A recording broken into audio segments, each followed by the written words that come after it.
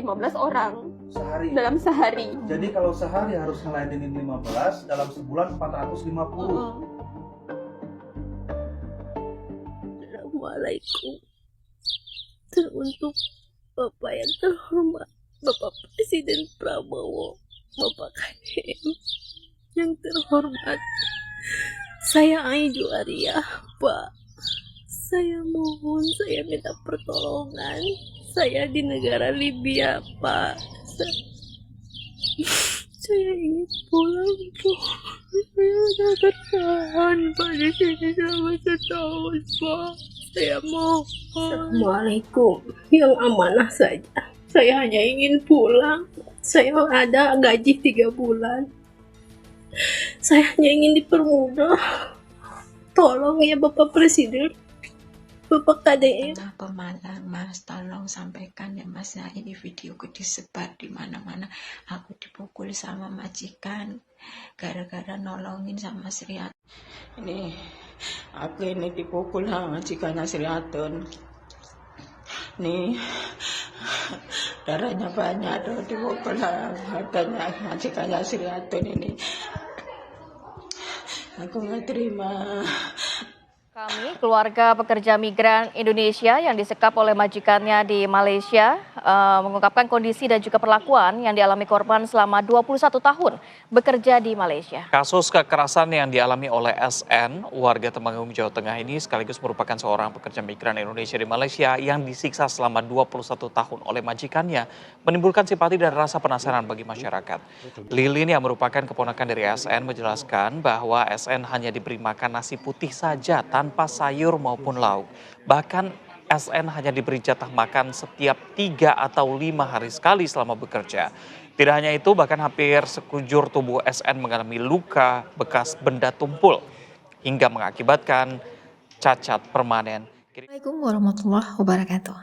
Saudaraku, sebelum kamu memutuskan berangkat bekerja ke luar negeri tanpa prosedur yang jelas, saya ingin mengajak kamu mengingat sebuah peristiwa yang belum lama ini menggemparkan masyarakat Indonesia. Sebuah video viral memperlihatkan seorang WNI yang bekerja sebagai asisten rumah tangga di Malaysia mengalami penganiayaan oleh majikannya. Korban tampak tidak berdaya saat menerima perlakuan yang tidak manusiawi. Belakangan diketahui bahwa korban bekerja secara non-prosedural dan berada dalam posisi yang sangat rentan. Bayangkan, saat berangkat dari kampung halaman, mungkin ia memiliki harapan yang sama seperti jutaan orang lainnya. Ingin membantu orang tua, ingin membayar hutang, ingin memperbaiki ekonomi keluarga, ingin mengubah nasib. Namun, siapa yang menyangka bahwa perjalanan mencari rezeki justru berubah menjadi penderitaan. Ini bukan kisah yang dibuat-buat untuk menakut-nakuti. Ini adalah peristiwa nyata yang dialami oleh pekerja WNI yang bekerja sebagai pembantu rumah di luar negeri. Dan yang lebih menyedihkan, kasus seperti ini bukanlah yang pertama. Sebelumnya juga ada sejumlah pekerja migran Indonesia yang menjadi korban kekerasan, penipuan, eksploitasi, gaji tidak dibayar, paspor ditahan, hingga mengalami luka berat dan kehilangan masa depan mereka. Karena itulah video ini dibuat. Bukan untuk menakut-nakuti siapapun yang ingin bekerja ke luar negeri, tetapi untuk mengingatkan bahwa mencari nafkah memang penting, namun keselamatan dan perlindungan diri jauh lebih penting. Jangan hanya melihat gaji yang dijanjikan, jangan hanya mendengar cerita sukses segelintir orang, jangan hanya tergiur proses cepat tanpa dokumen yang jelas. Karena banyak korban yang awalnya juga berangkat dengan mimpi yang indah, mereka tidak pernah menyangka akan menjadi korban kekerasan, penipuan, atau eksploitasi. Sebelum kamu mengambil keputusan besar untuk bekerja di luar negeri, dengarkan video ini sampai selesai. Saudaraku, khususnya bagi siapa aja yang sedang mengalami kesulitan ekonomi, sedang mencari pekerjaan, atau sedang tergoda tawaran kerja ke luar negeri dengan janji gaji besar dan proses cepat. Tolong dengarkan baik-baik. Bekerja di luar negeri bukanlah sesuatu yang salah, Bahkan banyak pekerja migran Indonesia yang berhasil mengubah kehidupan keluarganya menjadi lebih baik. Mereka membangun rumah, menyekolahkan anak, membantu orang tua, dan meraih masa depan yang lebih baik. Tapi ada satu hal yang harus dipahami, jangan pernah tergoda untuk berangkat melalui jalur ilegal atau non-prosedural. Jangan pernah berpikir bahwa yang penting sampai dulu, nanti urusan lainnya bisa diatur belakangan. Karena kenyataannya tidak sedikit WNI yang berangkat dengan harapan membawa pulang rezeki, tetapi justru pulang membawa luka. Bahkan ada yang pulang dalam peti jenazah. Ada. Saya boleh dari dapat dolar.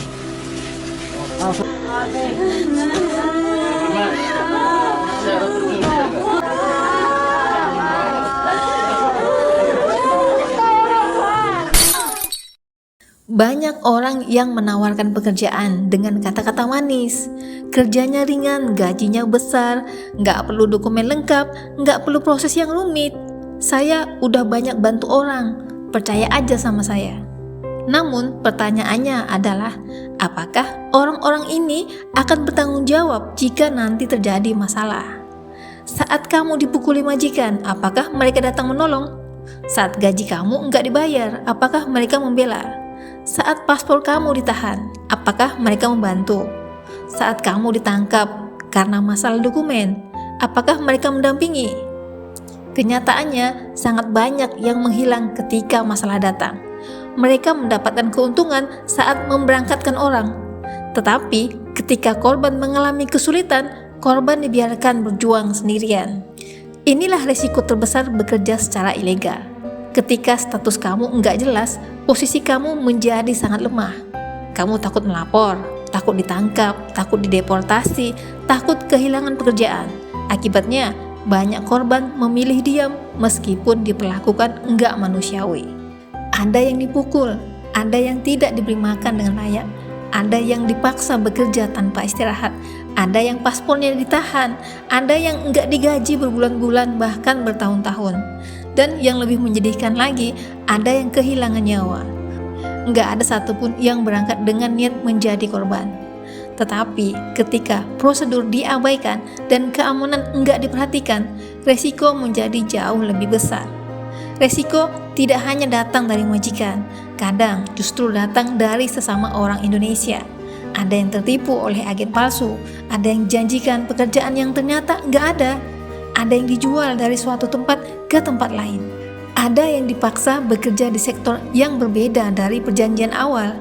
Ada yang kehilangan uang puluhan juta rupiah karena percaya kepada orang yang salah. Karena itu, jangan mudah percaya kepada siapapun yang menawarkan pekerjaan tanpa bukti yang jelas.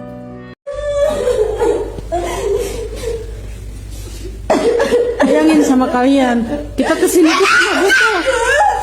Kesini karena butuh kita, bukan mau main-main. Tapi dapat bulan kita gak tanpa digaji. Syarikat macam apa ini? Syarikat macam apa? Jangan karena hanya dia teman, jangan hanya karena dia saudara, jangan hanya karena dia tetangga, jangan hanya karena dia terlihat baik. Sebelum berangkat, periksa legalitasnya. Periksa perusahaan penyalurnya. Pastikan kontak kerjanya jelas, pastikan jenis pekerjaannya jelas, pastikan alamat tempat kerjanya jelas, pastikan kamu memahami hak dan kewajiban kamu. Jangan pernah menyerahkan masa depan hanya berdasarkan janji lisan. Saudaraku, kalau emang ingin bekerja ke luar negeri, gunakan jalur resmi. Memang prosesnya mungkin lama, memang dokumen lebih banyak, memang ada tahapan yang harus dilalui, tetapi semua itu dibuat untuk melindungi kamu. Melalui prosedur resmi, identitas kamu tercatat, status pekerjaan kamu jelas, kontrak kerja kamu jelas, hak-hak kamu lebih terlindungi. Jika terjadi masalah, pemerintah Indonesia lebih mudah memberikan bantuan. Kedutaan Besar Republik Indonesia dan Konsulat Indonesia juga lebih mudah melakukan pendampingan. Jika gaji kamu nggak dibayar, ada dasar hukum yang lebih kuat. Jika terjadi kekerasan, ada dokumen yang bisa digunakan untuk memperjuangkan hak kamu. Jika terjadi perselisihan dengan majikan, posisi kamu jauh lebih kuat dibandingkan pekerja yang masuk tanpa prosedur. Nggak ada sistem yang sempurna. Pekerja resmi pun masih bisa menghadapi masalah. Tapi pelindungannya jauh lebih baik dibandingkan mereka yang berangkat secara ilegal. Karena itu, jangan tergoda jalan pintas. Jalan pintas seringkali terlihat mudah di awal, tetapi mahal akibatnya di kemudian hari. Sebelum berangkat, pikirkan baik-baik. Cari informasi sebanyak mungkin. Konsultasikan kepada instansi resmi. Pastikan keluarga mengetahui kemana kamu pergi. Simpan salinan dokumen penting. Dan jangan pernah menggadaikan keselamatan hanya demi janji gaji besar. Karena uang bisa dicari kembali, pekerjaan bisa dicari kembali, tetapi kesehatan yang hancur belum tentu bisa kembali. Kehormatan yang hilang belum tentu bisa kembali. Dan nyawa yang hilang tidak akan pernah bisa kembali. Jangan menunggu menjadi korban dulu baru menyesal. Jangan menunggu dipukul dulu baru sadar. Jangan menunggu ditipu dulu baru berhati-hati. Jangan menunggu kehilangan nyawa dulu, baru memahami pentingnya prosedur. Jika ingin bekerja di luar negeri, berangkatlah dengan aman, resmi, dan bermartabat. Karena keluarga di rumah tidak hanya menunggu kiriman uang kamu, mereka menunggu kamu pulang dengan selamat. Kerja di luar negeri adalah keputusan besar. Pilih jalur resmi, lindungi diri sendiri, dan jangan percaya pada agen atau penyalur yang tidak jelas. Karena masa depanmu layak diperjuangkan dengan cara yang aman dan legal. Trauma banget saya. Trauma banget di rumah majikan itu. Untung saya nggak gila, Ibu. Untung banget saya nggak gila di situ. Benar-benar saya itu nggak dianggap manusia sama dia. Sekian dulu, semoga video ini bermanfaat. Jangan lupa jaga kesehatan. Wassalamualaikum warahmatullahi wabarakatuh.